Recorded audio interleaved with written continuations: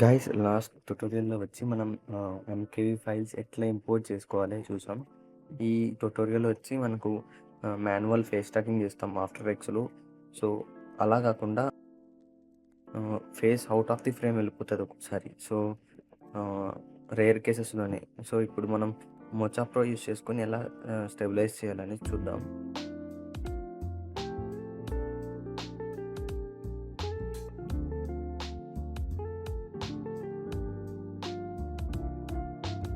So, ఇట్లా నేను video import చేసుకున్నా. సో, కంపోజిషన్ సెట్ చేసుకొని డైరెక్ట్ మొజా ప్రో యూజ్ చేస్తా చూడండి.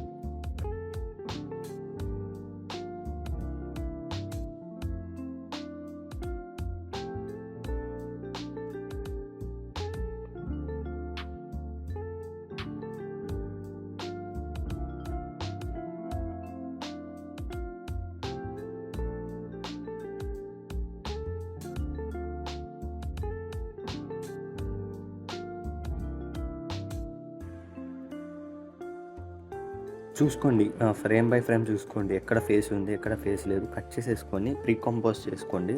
So, next Mocha Pro use చేద్దాం. ఓకే.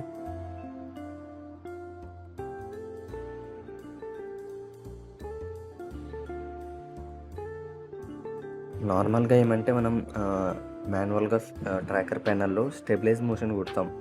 సో, దానికి మనం మోషన్ టైల్ యూజ్ చేయాలి. ఏమంటే ఔట్ ఆఫ్ ది ఫ్రేమ్ వెళ్ళిపోకుండా, ఔట్ ఆఫ్ ది కంపోజిషన్ వెళ్ళిపోకుండా. So, in the place of stabilize motion tracker ప్యానెల్‌లో మనం మొజా ప్రో యూజ్ చేస్తాం చూడండి. ఓపెన్ అయినాక ఎఫెక్ట్స్ ప్యానెల్‌లో మొజాని ఓపెన్ చేయండి. ఒక టైం తీసుకుంటుంది, ఒక 30 సెకండ్స్ వెయిట్ చేయండి.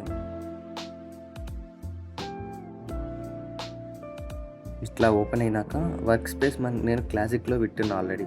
మీకు ఎసెన్షియల్‌లో ఉంటుంది. ఎసెన్షియల్‌లో నుంచి క్లాసిక్‌కి మార్చుకోండి. ఎందుకంటే టూల్స్ అన్నీ మనకు కనపడతాయి ఇప్పుడు ట్రాకింగ్కి కావాల్సింది. సో, ఇప్పుడు నేను సెలెక్ట్ చేసుకున్న టూల్ సెలెక్ట్ చేసుకొని ఫేస్ని లైక్ మాస్కింగ్ టైప్ చేయండి. మాస్కింగ్ అయితే కాదు, ఫేస్ని మార్క్ చేసుకోండి. ఇట్లా పర్ఫెక్ట్గా చేయనక్కర్లే, చూసుకోండి కొంచెం ఫేస్ కవర్ అయ్యేటట్లు. సో, పైన నేను సెలెక్ట్ చేసిన ఆప్షన్ సెలెక్ట్ చేసుకొని ట్రాక్ కొట్టండి.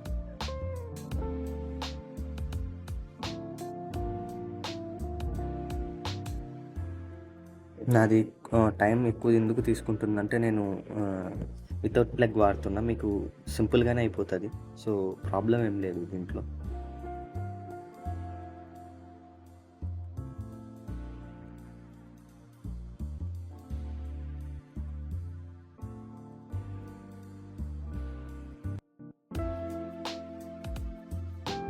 వన్స్ మీకు ట్రాకింగ్ మొత్తం అయిపోతే స్టెబిలైజ్ సెలెక్ట్ చేసుకొని నేను చేసిన ప్రాసెస్ చేయండి సేమ్.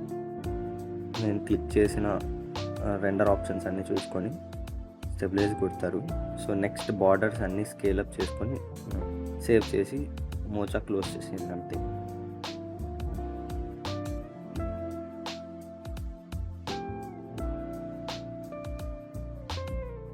మొజా క్లోజ్ చేసిన తర్వాత ఎఫెక్ట్స్ ప్యానెల్లో స్టెబిలైజ్ అండ్ రెండర్ కొట్టండి. మీకు direct without motion tile stabilise అయిపోతుంది. ఎలా మాట్లాడాలి, ఎలా ప్రేమించాలి, ఇవి అమ్మ నేర్పిస్తేనే అర్థం అవుతుంది.